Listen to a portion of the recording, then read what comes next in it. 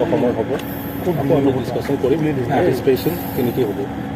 সম্ভাৱনা আছে নেকি পাৰ্থক্য দিয়াৰ পাৰ্টিচিপেশ্যন বিভিন্ন ধৰণৰ হ'ব পাৰে কিন্তু আমি পাৰ্টিচিপেট কৰিমেই পাৰ্টিচিপেট কৰাৰ মিনিংটো কেণ্ডিডেট থিয় দিব সেইটো নহ'ব বাট ইন আদাৰ ৱে আমি পাৰ্টিচিপেট কৰিম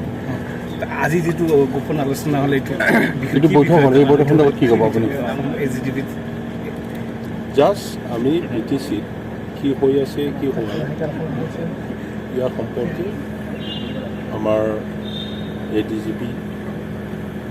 আৰু পুলিচ অফিচাৰসকলে আমি কয়েকজনৰ মাতি পেলাই কথা পাতিছোঁ ইয়াতে মই পাৰ্টিচিপেট কৰিছোঁ বেলেগ তেনেকুৱা কংক্ৰিট পলিচি উমুক তুমুক সেইটো নাই আমি জাষ্ট চিটুৱেশ্যন শ্বেয়াৰ কৰিছোঁ ফেক এনকাউণ্টাৰ সন্দৰ্ভত আপোনাৰ মতামত কি কিহত ফেক এনকাউণ্টাৰ যিটো ফেক এনকাউণ্টাৰ বুলি কোৱা হৈ আছে বিভিন্ন দল সংগঠনৰ পৰা সেইটো গভমেণ্টে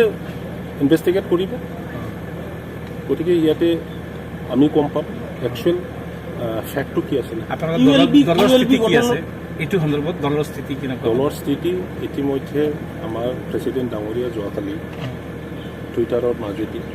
চৰকাৰক এপিল কৰিছিল যে ইয়াত হাই লেভেল ইনভেষ্টিগেশ্যন কৰিব লাগে ULB আৰু তেখেতে কিবা যদি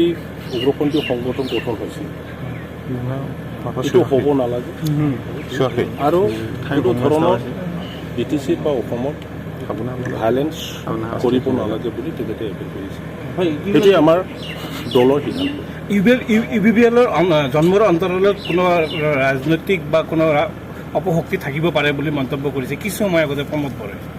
ULB যিটো নতুন সংগঠন ৰাজনৈতিক ষড়যন্ত্ৰৰ কথা কৈছে তেনেকুৱা উগ্ৰপন্থী সংগঠন কৰি পেলাই ৰান কৰিব পাৰা মেনেজ কৰিব পাৰা আমি বি টি চিত ব্যক্তি দেখা নাই আৰু বি টি চি পাখীৰ কাৰণে আৰু বিশেষকৈ বড়োসকলৰ কাৰণে আজিৰ দিনত উগ্ৰপন্থী সংগঠন নালাগে আমি ভাইলেঞ্চ নিবিচাৰোঁ কোনোবা যদি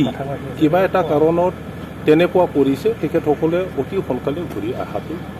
সমাজে বিচাৰে হোম ডিপাৰ্টমেণ্টটো হিমন্ত বিশ্ব শৰ্মাৰ হাতত আছে মুখ্যমন্ত্ৰীৰ হাতত আছে সেই সমগ্ৰ ঘটনাত কেন্দ্ৰ হিমন্ত বিশ্ব শৰ্মাক কিবা ক'ব নেকি মই তেখেতৰ লগত আলোচনা কৰিব পৰা নাই আমাৰ হাইকমাণ্ড প্ৰেচিডেণ্ট ডাঙৰীয়া তেখেতে নিশ্চয়